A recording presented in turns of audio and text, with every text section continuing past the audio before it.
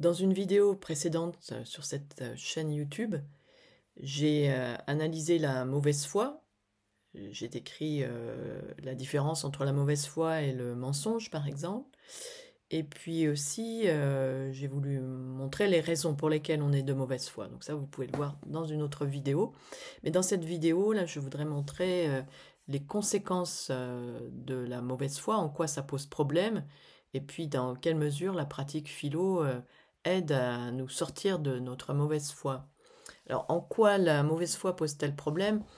Eh ben, à plusieurs niveaux. Déjà, à un niveau ontologique, on peut dire que la mauvaise foi, c'est le déni de notre liberté. Hein, comme on l'a vu avec Sartre, la mauvaise foi consiste à se mentir à soi-même, à refuser de reconnaître sa liberté et sa responsabilité, en attribuant ses actions ou ses choix à des déterminismes. Par exemple, à notre nature, j'y peux rien, je suis colérique. Ou bien des circonstances, j'étais fatigué, je me suis mis en colère. Ou bien ce sont les autres, ils se comportent mal, donc ça me met en colère. Dans ces cas-là, cette forme de mauvaise foi nous évite d'être face à l'angoisse existentielle liée à notre liberté, au fait de l'assumer. La conséquence, c'est que cette fuite nous rend passifs et soumis à notre angoisse de liberté. Dans un premier temps, la mauvaise foi, elle nous soulage, bien sûr, c'est pas de ma faute, c'est les circonstances, mais dans un deuxième temps, elle nous rend complètement impuissants, parce qu'en refusant de reconnaître que nous sommes responsables de nos choix, nous renonçons à notre capacité à nous transformer et à devenir ce que nous voulons être. Deuxièmement, la mauvaise foi pose un problème psychologique, c'est-à-dire l'évitement de la vérité. La mauvaise foi peut servir de mécanisme de défense pour éviter des vérités inconfortables, mais elle va souvent engendrer des tensions internes. Le déni de certaines réalités ou responsabilités va provoquer un mal-être, car l'individu reste tiraillé entre ce qu'il sait de façon pré-réflexive, c'est-à-dire d'une façon pas très clairement consciente, et ce qu'il veut croire. Et au bout d'un moment, à force d'éviter des vérités inconfortables, par la mauvaise foi, cette dernière va produire une sorte d'écran entre soi et soi. Par exemple, une personne qui se persuade qu'elle est heureuse dans une situation insatisfaisante peut ressentir une sorte de vide ou de frustration inexpliquée. On va prendre une situation plus précise que je vais détailler et peut-être que cette situation, vous pourrez faire des parallèles avec des situations comparables que vous pouvez connaître.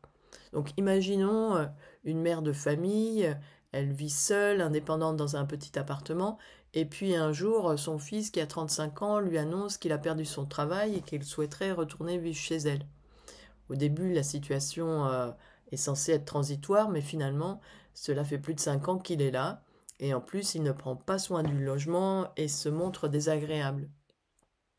Et la mère affirme à ce moment-là qu'il veut bien l'entendre, qu'elle est heureuse, que son fils soit là.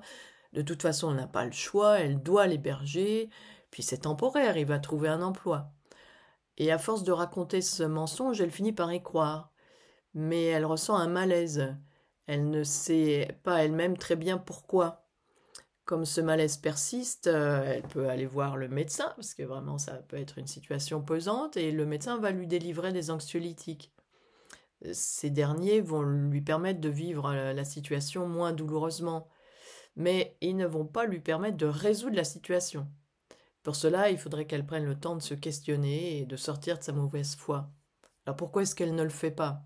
Il y a plusieurs raisons qui font qu'elle reste dans la mauvaise foi. C'est le besoin de préserver une image positive de soi, en se racontant par exemple qu'elle est une bonne mère, prête à soutenir son fils indéfiniment. Elle évite de se confronter à une éventuelle culpabilité ou elle a peur d'être jugée comme une femme égoïste. Peut-être aussi, si elle reste de mauvaise foi, c'est parce qu'elle a peur de l'inconnu. Demander à son fils de partir signifie affronter des conséquences qu'elle redoute, comme par exemple ressentir le poids de sa solitude ou éprouver le sentiment d'abandonner son fils à une situation précaire. Ça peut être aussi parce qu'elle veut éviter les conflits. Hein. Elle peut craindre qu'en demandant à son fils de quitter le domicile, cela provoque une confrontation potentiellement destructrices pour leur relation. Le contrôle aussi et le manque de confiance. Elle peut penser, plus ou moins consciemment, qu'elle est indispensable pour son fils et qu'il ne saura pas se débrouiller tout seul. Il pourrait peut-être se sentir rejeté si elle lui dit de partir, et cela serait peut-être trop douloureux pour lui.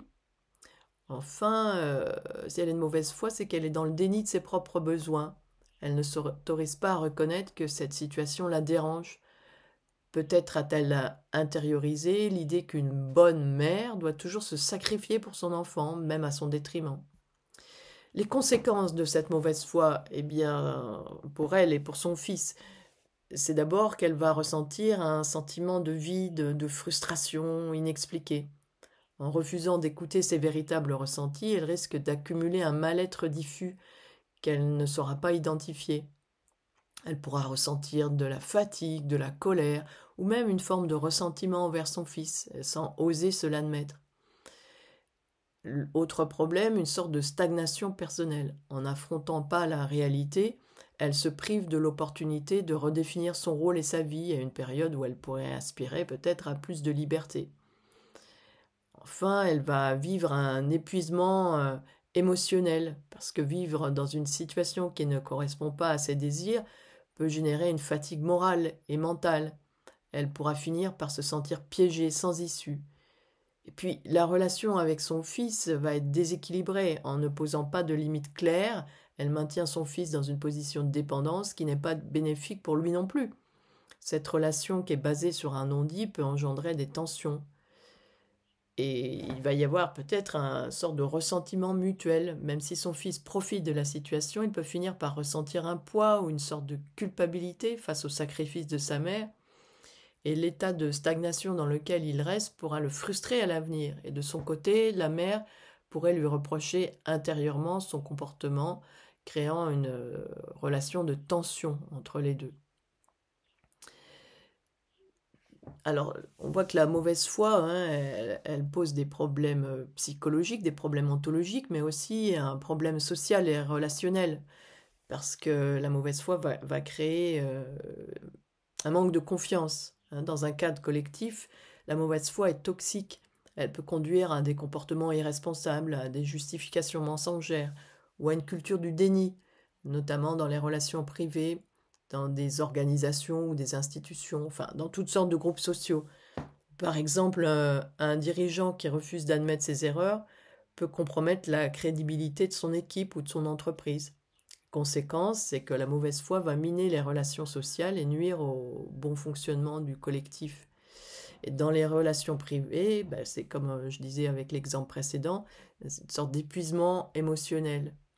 La mauvaise foi demande une énergie considérable parce qu'il faut maintenir cette illusion, ce mensonge. Peut-être que vous avez lu le livre d'Emmanuel Carrère, L'adversaire.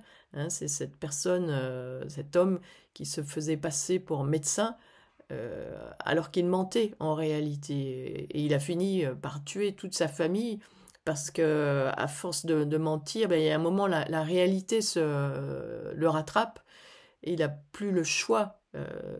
Soit on découvre son mensonge, ce qui est pour lui insupportable, soit finalement il tue tout le monde. Hein. Donc on voit une espèce d'épuisement dans lequel ça le conduit. Hein. Je vous recommande la lecture de cet ouvrage d'Emmanuel Carrère. Ensuite, eh bien dans un groupe, si on est de mauvaise foi, en se refusant à se confronter à des vérités certes inconfortables, les partenaires se privent de l'opportunité d'apprendre et de grandir ensemble. Donc je crois que je vais faire une deuxième vidéo, pour pas que ce soit trop long, une troisième vidéo pour montrer comment la pratique philosophique peut nous permettre de sortir de ces situations de mauvaise foi, de regarder la réalité avec plus de lucidité et de rationalité, et d'aller vers plus de construction plutôt que vers cette forme de passivité destructrice.